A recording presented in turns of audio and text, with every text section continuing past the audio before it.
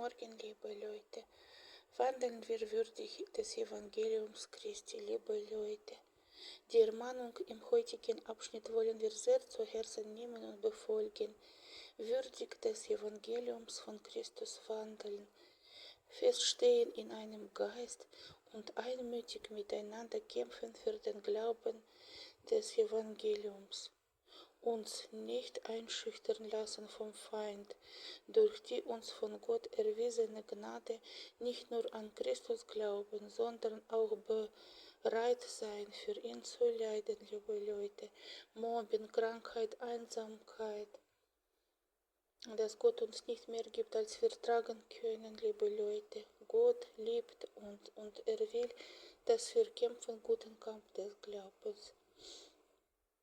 Gott stärke uns im Glauben, sei mit uns, lieber Jesus Christus, mit uns allen, dass wir vorangehen, dir nach. Jesus Christus, schütze, bewahre unsere Familien, unsere Kinder und alle Kinder der Welt, alle Menschen, das Buße tun, dass viele werden erkennen, dass du bist, Gott, dir gehört die Ehre.